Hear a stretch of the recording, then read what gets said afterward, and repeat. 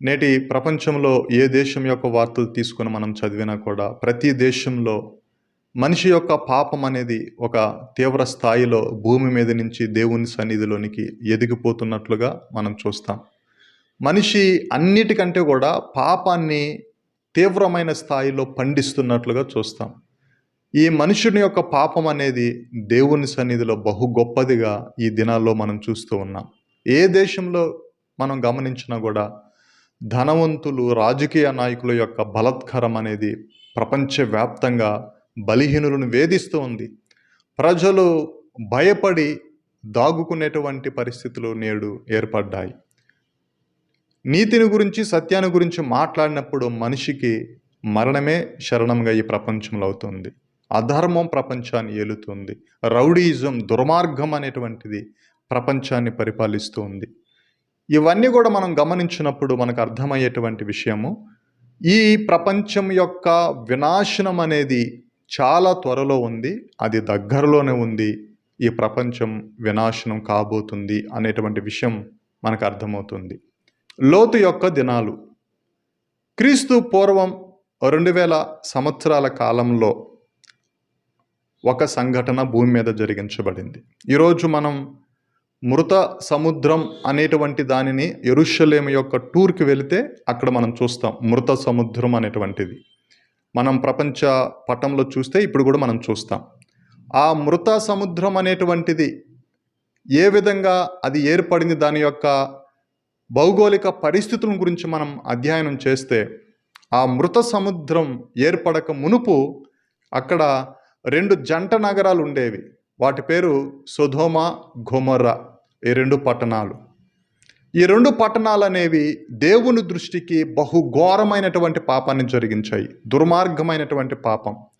భూమి మీద మనుషులు ఎప్పుడూ ఏ దేశంలో కూడా జరిగించినటువంటి పాపము మనుషులు ఈ పట్టణాల్లో జరిగించారు. ఏంటి ఆ పాపం అంటే, వారు తమ యొక్క శరీర సంబంధమైనటువంటి లైంగిక ధర్మాన్ని విడిచిపెట్టి దానిని దుర్వినియోగం చేసి దుర్మార్గంగా ప్రవర్తించినటువంటి సంఘటన ఆ దేశంలో మనుషులు జరిగించారు. వారు ప్రతిరోజు ఈ లైంగిక వాంఛ అనే దాన్ని ఎంత దుర్మార్గంగా తీర్చుకునేవారో మనము దేవుని యొక్క వాక్య భాగంలో చూస్తాం. వారు తమ స్వాభావికమైనటువంటి శరీర ధర్మాన్ని విడిచిపెట్టి జంతువులతో సహా వారు లైంగిక వాంఛను తీర్చుకునేటువంటి దుర్మార్గమైనటువంటి మనస్సు కలిగినటువంటి వారు. స్త్రీలు పురుషులతో ఆ లైంగిక పరమైనటువంటి సుఖం అనే దానికోసం ఆ పట్టణాలన్నీ కూడా దుర్మార్గంగా ప్రవర్తించి, ఎవరైనా యాత్రికులు ఆ పట్టణాలకు వస్తే వారు మానభంగం చేయబడకుండా ఎవరు కూడా పంపించబడరు. అంత దుర్మార్గంగా ఆ పట్టణాల్లో ఉండేటువంటి ప్రజలు కామ తప్తులై దేవుని దృష్టికి దుర్మార్గులుగా కనబడినప్పుడు, దేవుడు 2 దేవదూతలను ఆ పట్టణాలకి పంపించినప్పుడు, వారు ఆ దేవదూతలను చూచిన వెంటనే వారితో కూడా వ్యభిచరించాలని, లైంగిక సుఖాన్ని పొందాలని నీతిమంతుడైనటువంటి లోతు యొక్క కుటుంబం మీద దాడి చేసి ఆ 2 బయటకు తీసుకురమ్మని ఒక దుర్మార్గమైనటువంటి చర్య ఆ సొదొమలో జరిగించబడింది.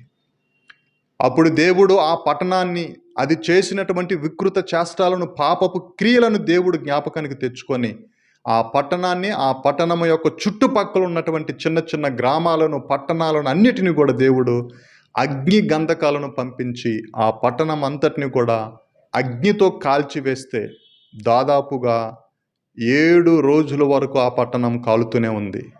అది కాలి మట్టి ఆ వేడిమికి తట్టుకోలేక అది బూడిదగా మారి దాదాపుగా భూమి యొక్క ఉపరితలం నుంచి 8 అడుగుల లోతు వరకు ఆ సొదొమ, గొమొర్రా అనేటువంటి 2 పట్టణాలు కాలి బూడిదగా కిందకి దిగిపోయాయి. అలా దిగిపోయిన తర్వాత యోర్దాను నదిలో నుంచి వచ్చేటువంటి నీళ్లు దానిలోనికి ప్రవేశించినప్పుడు అక్కడ నిల్వ చేయబడ్డాయి. మృత సముద్రంలో నుంచి నీరు కిందకి ఇంకెక్కడికి కూడా వెళ్ళదు. అక్కడికి వచ్చినటువంటి నీళ్లు అక్కడే నిలిచిపోతాయి. ఆ విధంగా నిలిచిపోయి అక్కడే ఆ నీళ్లు నిల్వ ఉండడం చేత అవి చేదు నీరుగా, ఉప్పు నీరుగా మారి కలుషితమైనటువంటి ఒక రకమైన ద్రవంగా ఏర్పడుతుంది. అందుచేత దాన్ని మృత సముద్రం అని పిలవడం ప్రజలు ప్రారంభించారు. అది నేటికి కూడా, ఈ రోజుకి కూడా మన మధ్య ఈ ప్రపంచానికి ఒక సాక్ష్యాన్ని ఇస్తుంది.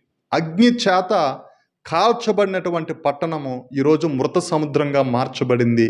దాని అవశేషాలు, అక్కడ కాలిపోయిన మనుషుల యొక్క శకలాలు ఈ రోజుకి కూడా మనం అక్కడికి వెళితే చూడొచ్చు. అక్కడ పడినటువంటి అగ్ని గంధకాల యొక్క అవశేషాలను ఈ రోజుకి కూడా మృత సముద్రం యొక్క తీరం వెంబడి మనం చూస్తాం.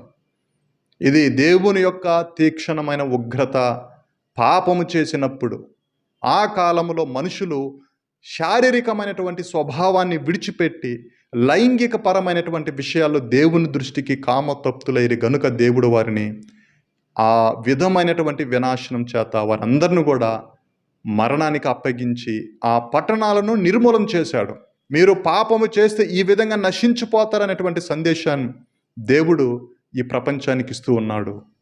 అప్పటి వరకు వినాశనము జరిగేంత వరకు వారు తినుచు, తాగుచు, ఆడుతూ, నాట్యమాడుతూ, సంతోషిస్తూ తమ యొక్క పాపములో వారు నిమగ్నమైపోయి ఉన్నప్పుడు వినాశనం అనేది హఠాత్తుగా ఒక్కసారి వారి మీదకి వచ్చినప్పుడు వారు తప్పించుకోలేకపోయారు. ప్రియమైన వీక్షకులారా, ఒక విషయాన్ని జ్ఞాపకం చేసుకోండి.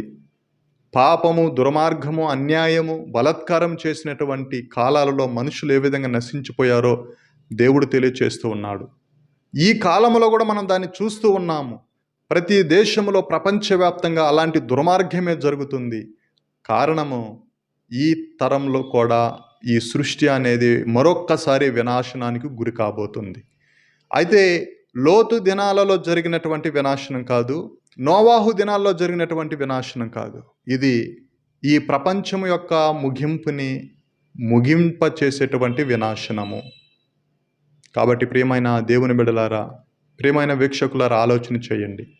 లోకం ఎలాగ బ్రతికినా దేవుడు లోకములో ఉన్న మనుషులు మంచిగా మారడానికి ఎప్పుడు కూడా అవకాశం ఇచ్చాడు. ఈ పాపముతో కూడిన ఈ లోకము ముందుకు సాగిపోతూ ఉంటే, పాపములో పరిగెత్తుతూ ఉంటే దేవుడు నిన్ను నన్ను చూస్తూ ఉన్నాడు. నోవాహులాగా, లోతులాగా మనం దేవుని దృష్టికి నీతిమంతులుగా జీవిస్తే రాబోతున్నటువంటి వినాశనములో నుంచి దేవుడు మనల్ని కాపాడతాడు.